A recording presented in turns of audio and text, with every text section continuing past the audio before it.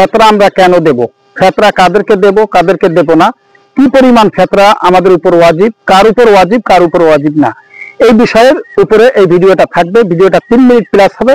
আপনারা একটু ধৈর্য ধরে মাসালাটা অবশ্যই জেনে যাবেন এবং শেয়ার করে অন্যদেরকে দেখার সুযোগ করে দিবেন। প্রথম কথা হচ্ছে যে আমরা ফেতরা কেন দিব।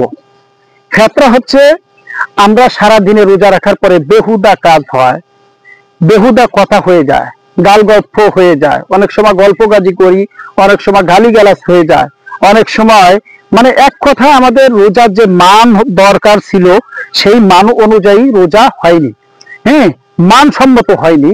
এই ভুল ত্রুটির জন্য আল্লাহ রাব্বুল আলামিন এই ফেতরাকে চালু করেছেন, ওয়াজিব করে দিয়েছেন যে এই ভুল ত্রুটির জন্য কি হবে, এই ভুল ত্রুটি গুলো আল্লাহ রাব্বুল আলামিন পরিপূর্ণ করে দিয়ে এই ফেতরার ওসিলায় আল্লাহ রাব্বুল আলামিন রোজাগুলোকে কবুল করে নেবেন। এই জন্য আমাদেরকে ফেতরা দিতে হবে। দ্বিতীয়ত হচ্ছে ফেতরা দিতে হবে এতিম মিসকিনদেরকে, অসহায় ব্যক্তিদেরকে, যাতে করে তারাও আমাদের সাথে ঈদের যে একটা আনন্দ সেই আনন্দটা উপভোগ করতে পারে। এই দুইটি কারণে আসলে আমাদেরকে ফেতরা ওয়াজিব করা হয়েছে এবং আমরা ফেতরা দিব। এবার আসলে আমরা ফেতরা কাদেরকে দেব।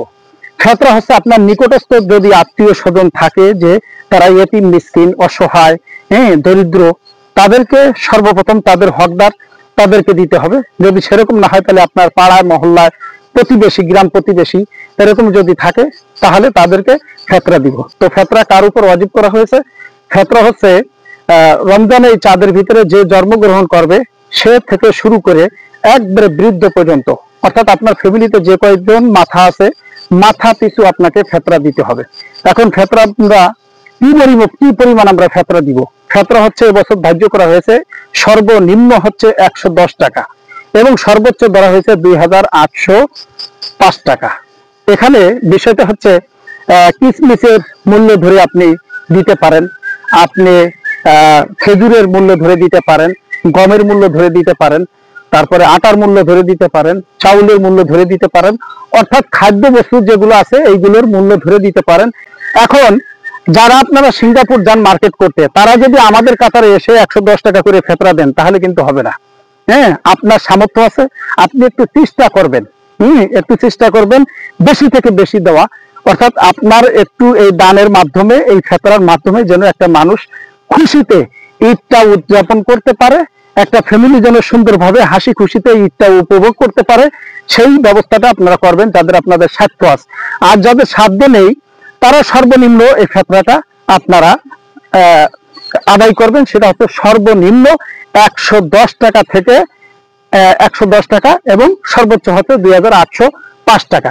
এই জন্য চেষ্টা করবেন যে আপনারা সর্বনিম্নটা ধরে এরপরে আপনি সর্বোচ্চ দেওয়ার চেষ্টা করেন। সর্বোচ্চ দান করলেই সব, সর্বোচ্চ চেষ্টা করবেন যে মানুষের মুখে যেন আমরা একটু হাসি ফুটাইতে পারি, এই চিন্তা ফিকিরটা আমাদের ভিতরে থাকবে। এরপরে হচ্ছে আমরা এই সদকাতুল ফিতর অর্থাৎ ফেতরাটা আমরা কোন সময়ের ভিতর দিব। এটা হচ্ছে আমরা শাওয়ালের চাঁদ ওঠার আগে, অর্থাৎ আমরা ঈদের নামাজে যাব, এই ঈদের নামাজে যাওয়ার পূর্বেই আমরা আমাদের সকলের ফেতরাগুলো পরিপূর্ণভাবে আদায় করে এরপরে আমরা নামাজে যাব। এটাই হচ্ছে বাস্তব। ঈদের নামাজ পার হয়ে গেলে আপনার এই ফেতরা যদি আপনি দেন তাহলে কিন্তু আসলে ফেতরা আদায় হবে না, এখানে এটা আপনার সদকা হয়ে যাবে, কিন্তু আপনার যে ফেতরা যে রোজার মান ঠিক রাখার জন্য যেটা বলা হয় সেটা কিন্তু আপনার আদায় হবে না। এই বিষয়ে আপনাদেরকে অবশ্যই খেয়াল রাখতে হবে। আর যদি আপনারা খাদ্য বস্তু দিয়ে দিতে চান দিতে পারেন, তো এইভাবে ইনশাআল্লাহ আমরা চেষ্টা করব। তো একটা জিনিস মাথায় রাখবেন যে যতটুকু বেশি পারেন একটু বেশি থেকে বেশি দেওয়ার চেষ্টা করবেন, মানুষদেরকে একটু মুখের জন্য তারা একটু হাসি ফোটে, তারা যেন সুন্দরভাবে একটু একটা পরিবার যেন সুন্দরভাবে ঈদ উদযাপন করতে পারে, এই বিষয়টা খেয়াল রাখবেন। আরেকটা বিষয় হচ্ছে আমরা অনেক সময় 5 টাকা 10 টাকা করে ফেতরা দিয়ে থাকি, এই বিষয়টা আপনারা কেউ করবেন না। যাকে দিবেন তাকে সর্বনিম্ন একটা ফেতরা দিবেন, কারণ সে যদি আপনার 10টা জায়গা থেকে 10টা ফেতরা পায় তাহলে তার হয়ে যাবে। এখন আপনি যদি 5 টাকা করে ভিক্ষুকের মতো 5 টাকা করে দিতে থাকেন তাহলে তো আপনার তার ওই দেখা যাচ্ছে যে 100 টাকা পুরোতেই 20টা ঘরে 20টা পরিবারে যাওয়া লাগবে, ঠিক না? তো এইভাবে আপনারা ফেতরা দেবেন না, যাকে দিবেন মিনিমাম একটা ফেতরা তাকে দিয়ে দিবেন।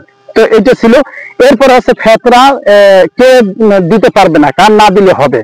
এবার আসুন ফেতরা সকলের জন্য দিতে হবে, সকলের জন্য দিতে হবে, কারোর জন্য ফেতরা সুযোগ নাই। আপনার যদি ফেতরা খাওয়ার মতো হয় যে আপনি একেবারে গরিব অসহায়, তাহলে আপনার নিজেরটা আপনি আগে আদায় করবেন।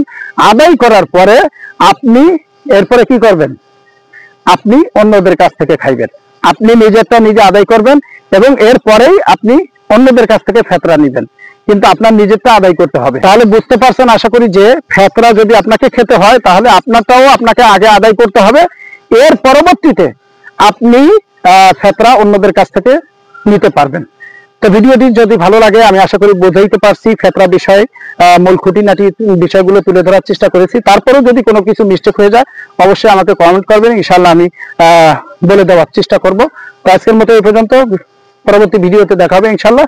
সকলে ভালো থাকুন, সুস্থ থাকুন। আসসালামু আলাইকুম ওয়া রাহমাতুল্লাহি ওয়া বারাকাতুহু।